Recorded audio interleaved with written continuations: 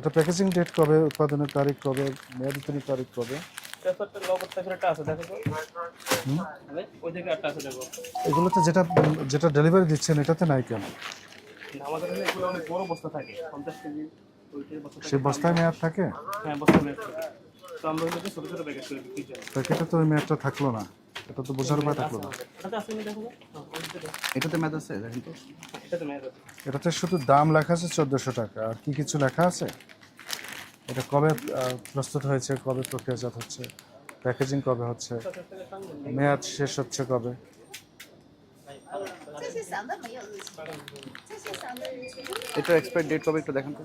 এই যে যেভাবে খুলে বিক্রি করে না, এগুলো যেটা আপনার ডেট লাগায় না, ওই আপনার যেটাতে বড় বস্তা থাকে আমাদের দেশের আইনে লাগে। হ্যাঁ, এটা জানি যে বাংলাদেশের আইনে মরকিজাত করে কৃষিপণ্য বিক্রি করতে হলে উৎপাদনের তারিখ, থেকে মূল্য তালিকায় 但是说不同的 also know 你的 date，这是 peak，这是 বড় বস্তা থাকে। dry 的。 হ্যাঁ, উৎপাদনের তারিখ থেকে কত মাস? আপনি যখন ডেলিভারি দিচ্ছেন কোথায় তখন দেখি? তো এটা 1 কেজি করেছেন নাকি কতটুকু? এটা 250 গ্রাম। এটা 250 গ্রাম। তো ওজনও তো লেখেন নাই। কেকটা ওজন, এটার? মূল্য, শুধু মূল্যটা লিখেছেন 1400 টাকা, এখানে কিছু লেখেন না।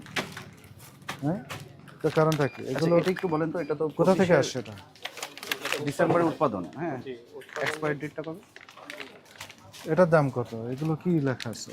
হ্যাঁ, এগুলো দেওয়া হচ্ছে কোথা থেকে এসেছে এটা? চায়না থেকে। আমাদের দেশে সব চাইনিজ প্রোডাক্ট। আমদানিকারক কে? উনি লোক আছে বাংলাদেশে, উনি আমদানি করেন? আমদানি করে। আমদানিকারকের স্টিকার তো নাই কেন? তথ্য তো থাকতে হবে।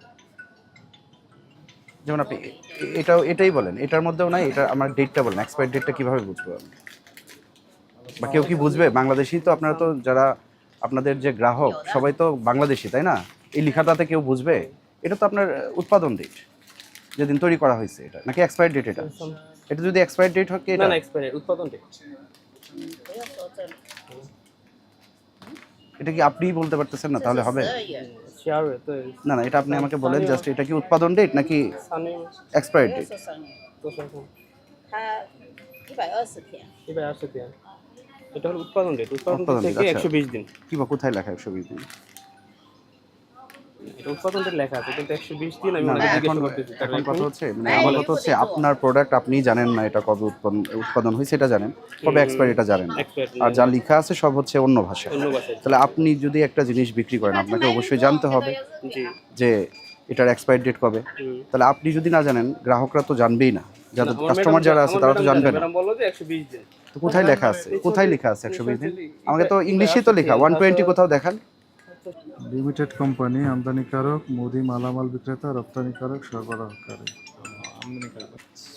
Important information. mandatory in our country to give production date and expiry date Even simultaneously. Islamai only people open Taiwan.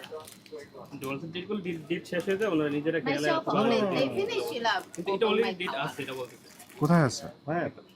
500 আপনি 120 দিন বলতেছেন, আপনি দেখান কোথাও যে 120 লেখা আছে। এখানে তো ইংলিশেই লেখা, দেখেন 120। ইপাই আসে ঠিক আছে, এটা আসে ঠিক আছে, এটা নালি। It is mandatory to provide production date and expiry date in the labeling according to our laws and regulation practices in Bangladesh. Do you understand?